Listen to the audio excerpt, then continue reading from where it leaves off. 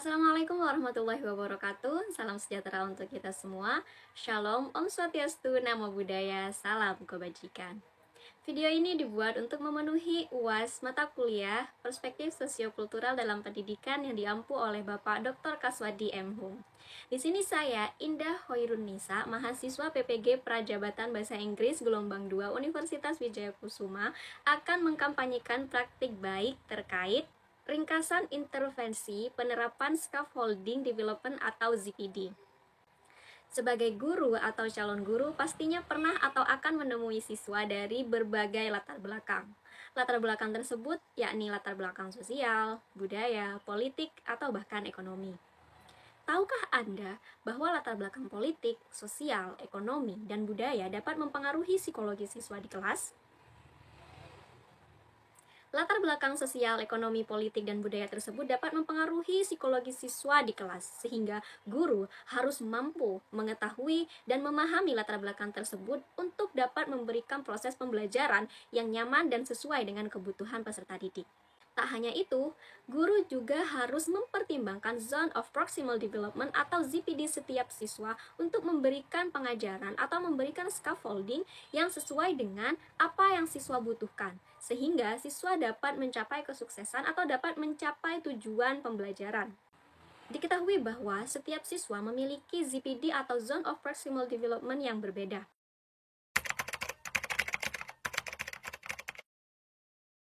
Jika kita search di Google, ada banyak sekali definisi terkait Zone of Proximal Development atau ZPD. Salah satu contohnya adalah menurut Thayyibah Fania dalam International Conference of Education and Educational Psychology atau ICPSI 2011 menyatakan bahwa Zone of Proximal Development atau ZPD is a level of development when children engage their social behavior. The full of development depends on the full of social interaction. The range of the scale that can be developed with adult guidance or peer collaborations exceed what that can be attained alone. Dilansir juga dalam Kompasania, ZPD atau Zone of Proximal Development merupakan jarak antara level perkembangan aktual dengan level perkembangan potensial. Level perkembangan aktual atau actual development merupakan pemecahan suatu masalah yang dilakukan oleh seorang anak atau seseorang tanpa melibatkan orang lain atau secara mandiri. Sedangkan potential development adalah suatu perkembangan di mana anak atau seseorang menyelesaikan suatu masalah dengan bantuan orang lain atau orang yang lebih berpengalaman. ZPD ini menitik beratkan pada interaksi satu anak dengan anak lain atau interaksi seseorang dengan orang lain untuk memecahkan suatu masalah. Sehingga dapat disimpulkan bahwa ZPD merupakan kesenjangan antara actual development dan potential development yang dapat dicapai melalui interaksi antara sama individu, teman sebaya, guru, atau orang lain yang lebih berpengalaman untuk menyelesaikan masalah. Zone of Proximal Development atau ZPD pertama kali digagas oleh Vygotsky. Ia menyatakan bahwa ZPD atau Zone of Proximal Development merupakan kesenjangan antara tingkat perkembangan aktual dengan tingkat perkembangan potensial. Tingkat perkembangan ini memiliki 4 tahap. Yang pertama, more dependence on other stage. Pada tahap ini, dalam penyelesaian masalah, seseorang atau seorang anak akan membutuhkan banyak scaffolding dalam kinerjanya. Apa itu scaffolding? Scaffolding merupakan pemberian sejumlah bantuan untuk menyelesaikan suatu masalah. Bantuan tersebut bisa berupa bantuan secara langsung yang diberikan oleh seorang guru atau bantuan secara tidak langsung dengan mengarahkan bantuan atau meminta orang lain memberikan bantuan. Jadi bantuan tersebut bisa datang dari guru, teman sebaya, atau orang lain yang lebih berpengalaman. Oleh sebab itu, guru harus memahami betul terkait ZPD setiap siswa. Karena jika guru bisa memahami ZPD setiap siswa, maka scaffolding yang diberikan akan tepat sasaran. Bayangkan saja ketika seorang guru tidak memahami ZPD seorang siswa, maka pemberian bantuan tidak akan tepat sasaran atau bahkan pemberian bantuan tersebut akan menghambat kesuksesan dari seorang siswa. Padahal yang kita tahu, scaffolding di sini memberikan manfaat kepada siswa yakni untuk mencapai atau menyelesaikan suatu masalah. Namun demikian, scaffolding juga memiliki dampak negatif terhadap siswa, yakni scaffolding dapat membuat siswa menjadi ketergantungan terhadap bantuan, sehingga siswa menjadi kurang mandiri dalam penyelesaian tugasnya. Jadi, untuk semua guru atau semua pendidik haruslah bijak dalam memberikan scaffolding kepada siswa. Tahap yang kedua yakni adalah less dependence external assistance stage.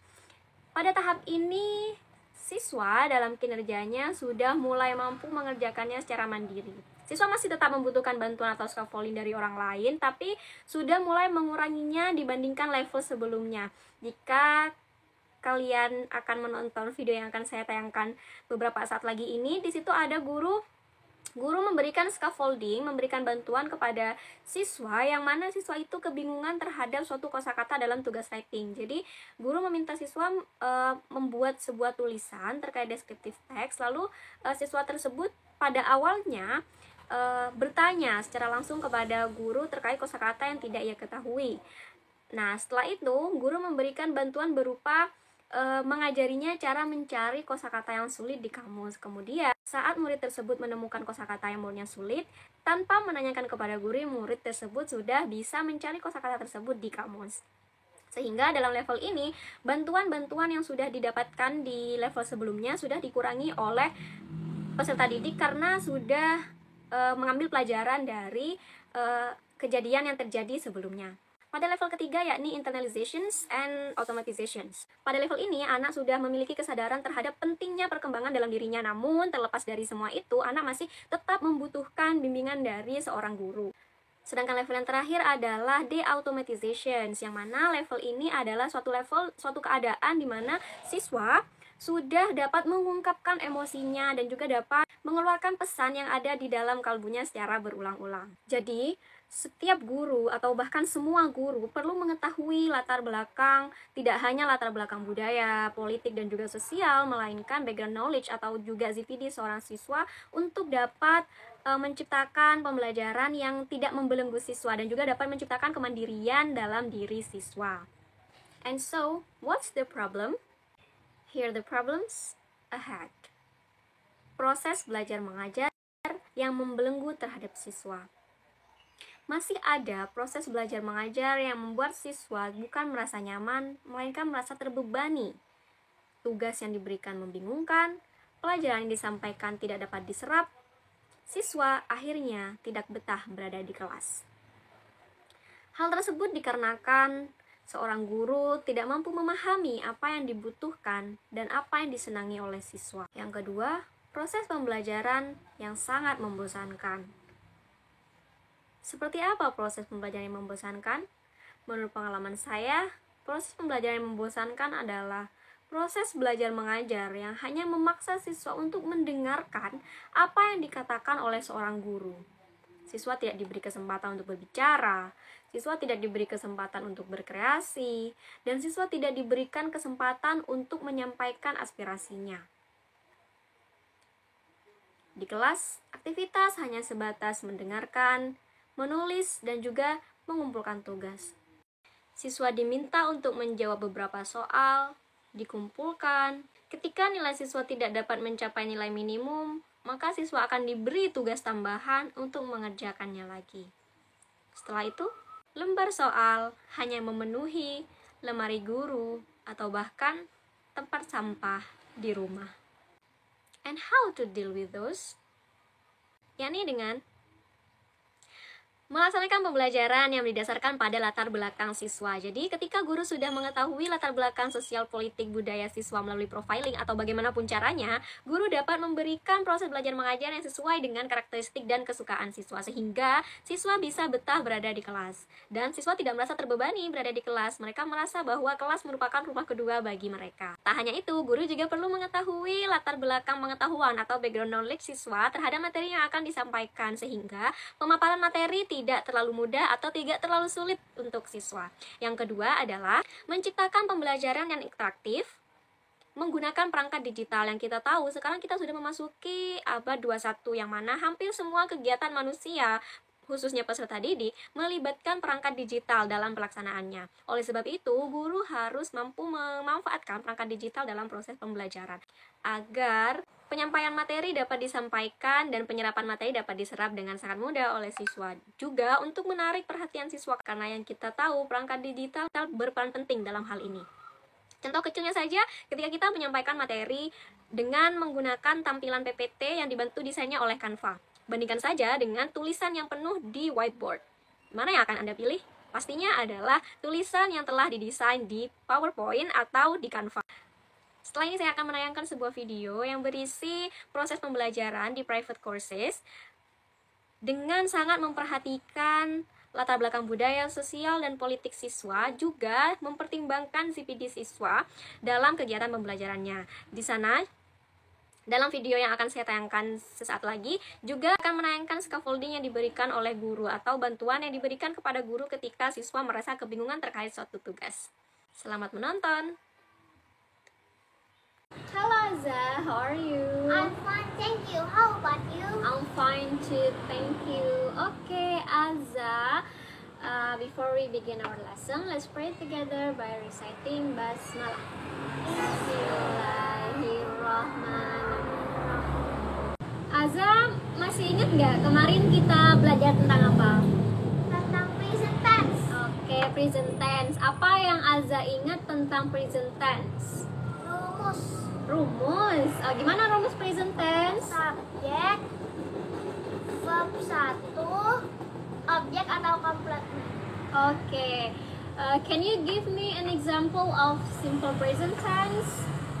I need a cup of coffee. Okay, great. I need a cup of coffee. Jadi kalimatnya lengkap ya, ada subjek, verb, dan objek. Oke, tadi Azza sudah memberikan contoh simple present tense dengan sangat baik. Berarti Azza masih ingat ya materi topik kemarin. Kira-kira Azza tahu nggak hari ini kita akan belajar tentang apa? Nggak tahu. Azza kenapa? Kelihatannya bosen. Bosan banget. Kenapa? Males yang mau belajar. Capek. Oke, biar nggak capek dan nggak males, Miss punya satu hal yang bisa bikin Azza semangat. Mau? Oke, kita coba. Oke, jadi biar Azza nggak bosen, kita warming up dulu ya. Jadi Azza harus mengikuti gerakan dari Miss. Bisa nggak? Bisa. Oke, jadi kalau Miss bilang up, berarti tangannya ke atas. Berarti up. Nah, kalau down berarti ke bawah. Ngerti? Mengerti. Up and down. Kalau Miss bilang shake, berarti digoyang. Up and down and shake, shake, shake. Jadi shake-nya ada 3 kali. Oke? Siap. Oke, kita coba ya. 1, 2, 3, go. Up and down and shake, shake, shake. Oke. Nah, sekarang kita tambah dengan round. Tahu artinya round? Apa round? Ya, mengelilingi atau berputar. Round to the right and round to the left. Bisa? Bisa. Oke. 1, 2, 3, go. Up and down and shake, shake, shake. Round to the right and round to the left. Up and down and shake, shake, shake. Bisa? Bisa. Okay. Are you ready? Ready. Okay, 1, 2, 3, go. Up and down and shake, shake, shake. Round to the right and round to the left. Up and down and shake, shake, shake. Bisa nggak sekarang kalau Azza yang mimpin? Bisa? Oke. Oke. 1, 2, 3, go. Up and down. Shake, shake, shake. Round to the right and round to the left. Up and down and shake, shake, shake. Yay, good job. Wow. Gimana Azza sekarang udah semangat gak buat ikut kelasnya? Sudah. Oke, good job. Kira-kira Azza pernah nggak sih menjelaskan? Azza pernah ngegosip gak? Pernah. Pernah ya. Biasanya digosipin siapa? Teman yang ngeselin. Oh, teman yang ngeselin. Nah, Biasanya kalau kita menceritakan tentang seseorang yang belum kita kenal, kita ceritanya gimana ke orang itu? Nggak tahu. Oke, jadi kalau misal begini, Aza mau bercerita tentang saudaranya Aza ke temennya, tapi temennya Aza nggak tahu saudaranya Aza itu seperti apa. Biasanya Aza akan memberitahu tentang apanya?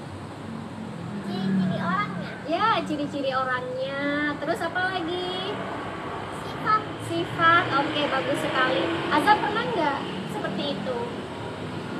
Menceritakan. Pernah ya? Menceritakan apa biasanya?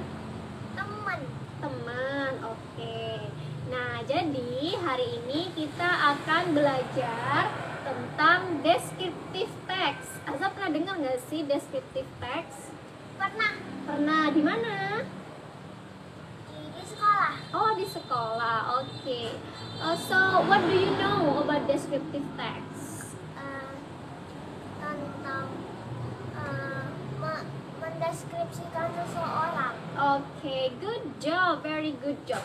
Jadi Aza sudah punya gambaran ya. Oke, jadi hari ini kita akan belajar tentang descriptive text.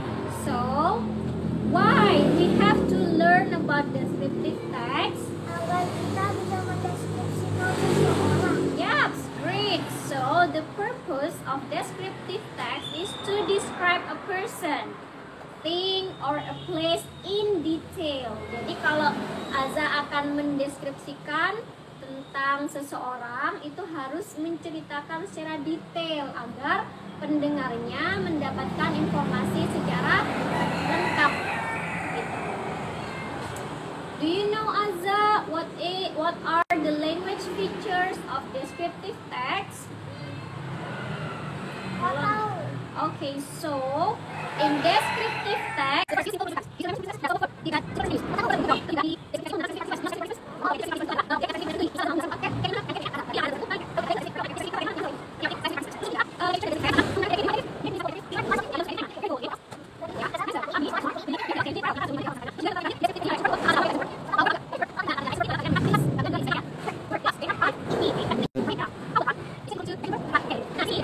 teks ada dua generic structure, ada dua hal.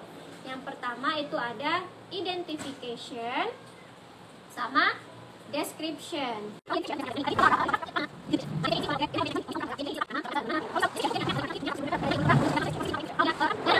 Get it? Do you have any questions? Tentang deskripsi menjelaskan orang. Kalau menjelaskan tentang hewan-hewan. Oh ya, of course. Jadi descriptive text itu nggak hanya tentang orang, tapi bisa tentang bangunan, hewan, atau suatu benda seperti bolpen. Misal Aza mau menjelaskan tentang my pen, itu juga bisa. Bisa dipahami? Bisa. Oke, jadi ini adalah contoh dari descriptive text. Do you know what is the title? My best friend has.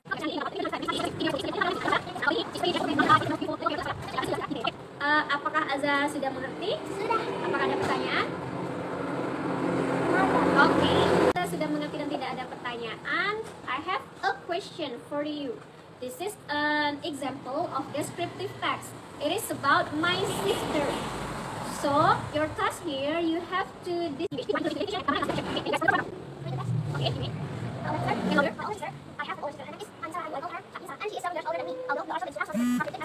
Okay, so the first paragraph is Identification. okay, good job. How do you know that it is identification?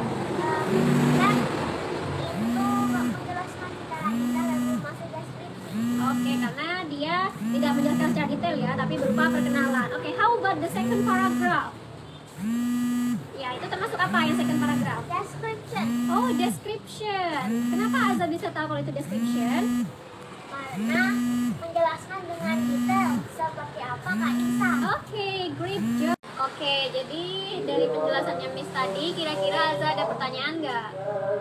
Nggak ada. Oh, berarti sudah mengerti semua ya tentang descriptive text. Oke, sekarang untuk menguji pemahamannya Azza, Miss mau kasih kuis menggunakan Quizizz. Jadi Miss akan kirim link Quizizz-nya ke HP-nya Azza. Nanti Azza mengerjakan di handphone Azza, oke?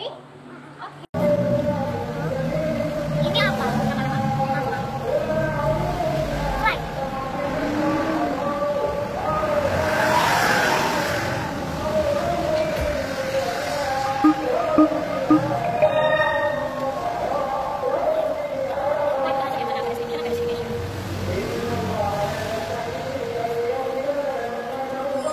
Yes. Benar. This is stasiun ini apa? Kasih di partisipan. Ya, salah. A text that describes something or someone in detail is. Yay. This is an example of adjective. Yang lagi.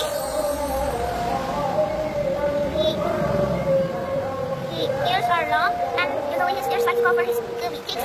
His word is brown and unlike other rabbits, more he's covered with fur. Yay, benar. Italy has some famous cities. One of them is Rome. It is a very historic city. If you visit Rome, you will have plenty of chances to see all kinds of great sights. Yay, benar lagi. Let me introduce you to my best friend. Her name is Honey. She is I got in junior high school. She is 13 years old. Honey is so bright. She has swimming dance. Yay, benar. My bunny has 4 little kids and he likes to jump. My fingers are long and usually his skin like a golfer is skinny.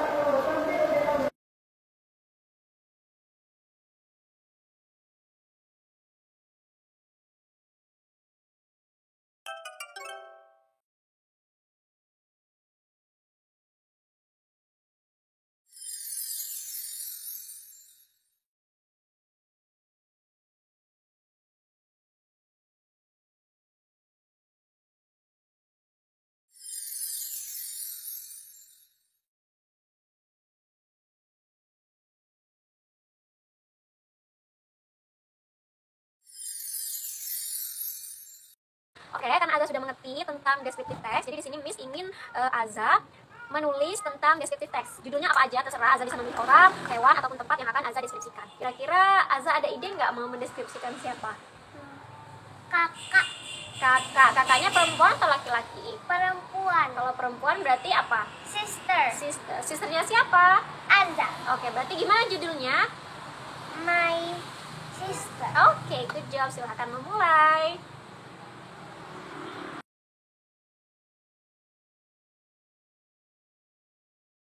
Bahasa Inggrisnya universitas apa? Oke, Azza bisa pakai kamus ini untuk tahu bahasa Inggris universitas. Jadi bahasa Inggrisnya itu bisa dicari di dalam kamus ini ya.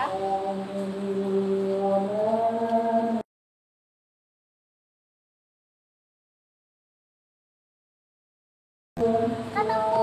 Oke, good.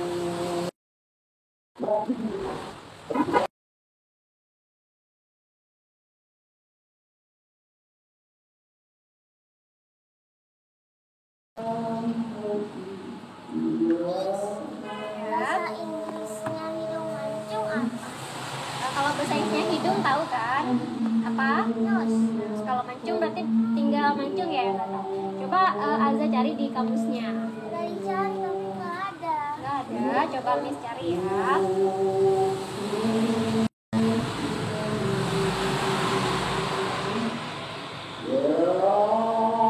Oh iya, ternyata memang nggak ada. Jadi bahasa Inggrisnya mancung itu pointed. Jadi bahasa Inggrisnya dibalik. Mancung dulu baru hidung. Jadi gimana? Pointed nose. Oke, good job.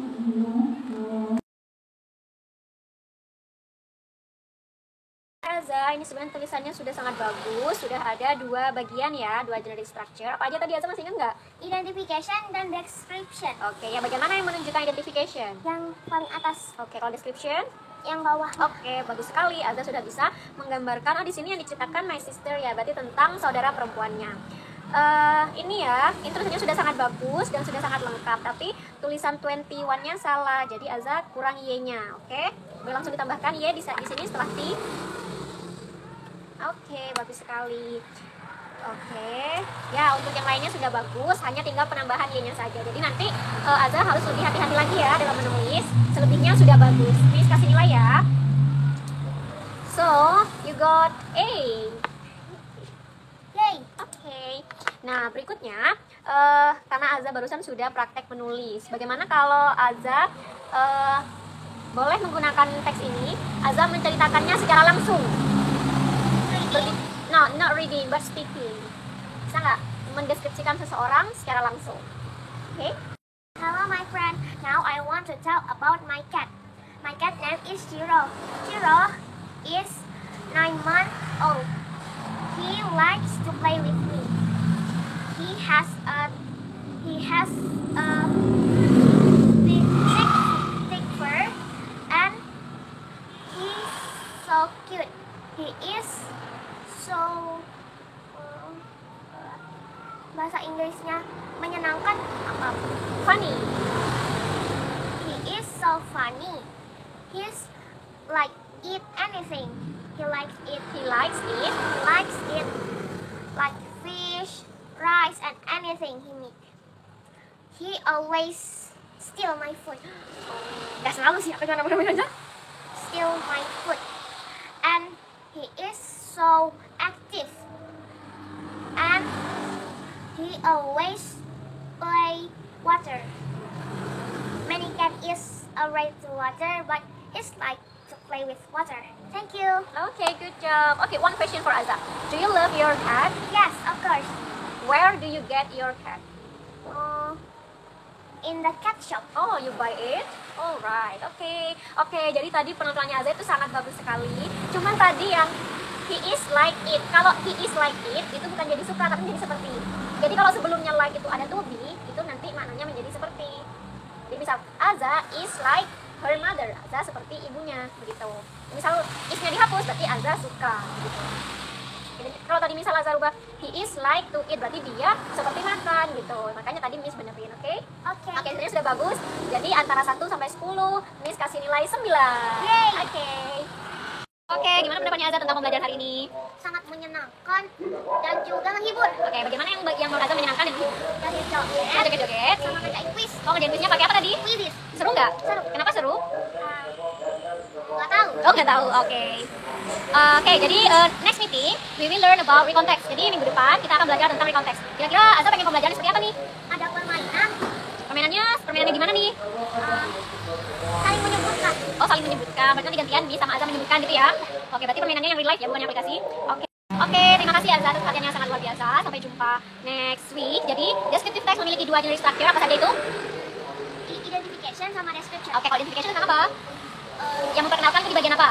Identification. Kalau menjelaskan secara detail? Description. Oke, good job. Oke, before we go home, let's pray together by reciting Hamdalah. Alhamdulillahirabbil alamin. See you next week.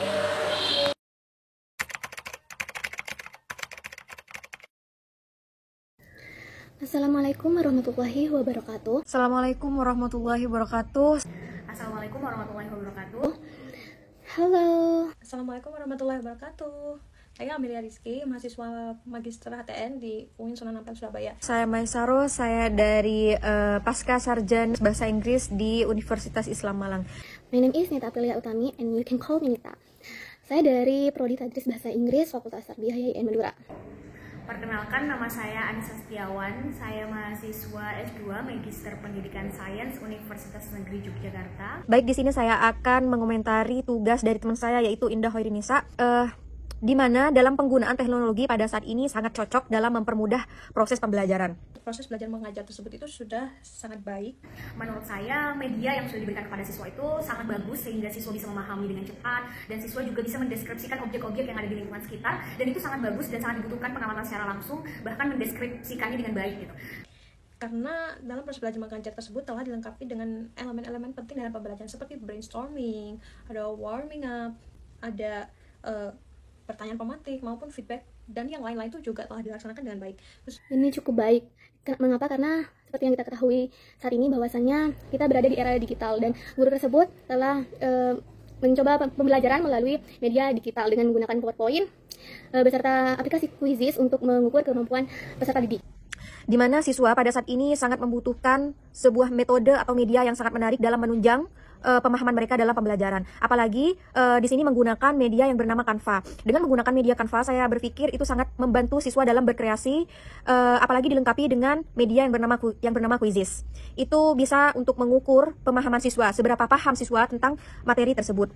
Apalagi dalam proses pembelajaran ini tuh mau mengikuti perkembangan zaman, mau memanfaatkan kemajuan teknologi yang udah ada di zaman Ini ini. dari segi penyampaian ataupun cara beliau menyampaikan dan membantu para siswa-siswinya itu sangat cukup baik menurut saya. Dikarenakan berdasarkan data yang ada, bahasanya guru itu mencoba untuk memberikan penjelasan sedetail mungkin dan membantu para siswa-siswinya jika ada kesulitan, sehingga nantinya para peserta didik juga mampu mengingat serta dapat jauh lebih baik dari sebelumnya. Saya pikir dengan guru memberikan bantuan terhadap siswa dalam penguasaan, itu sangat membantu siswa dalam menyelesaikan penugasan yang diberikan guru. Karena guru karena guru menurut saya adalah seorang fasilitator yang dapat membantu siswa dalam proses pembelajaran.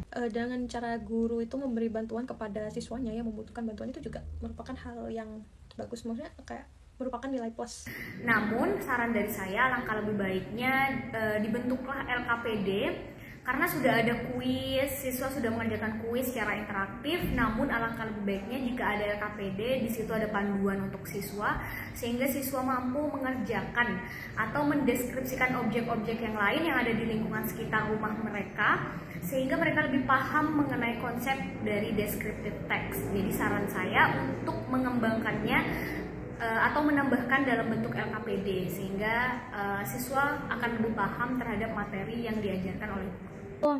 Tingkatkan lagi kualitasnya, membuat pembelajaran yang seru, karena ini yang diajari itu seorang anak-anak kecil yang mungkin lebih senang untuk bermain, jadi dapat diselingi dengan permainan namun yang beredukasi. Halo semua, perkenalkan nama saya Azzatul Alia yang bisa kalian panggil dengan sebutan Azza. Hari ini saya akan memberikan pendapat tentang pelajaran hari ini.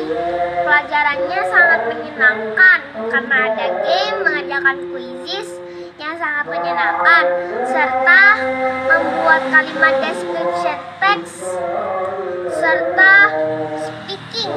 Karena speaking salah satu pelajaran favorit saya. Sekian, terima kasih. Terima kasih. Wassalamualaikum warahmatullahi wabarakatuh.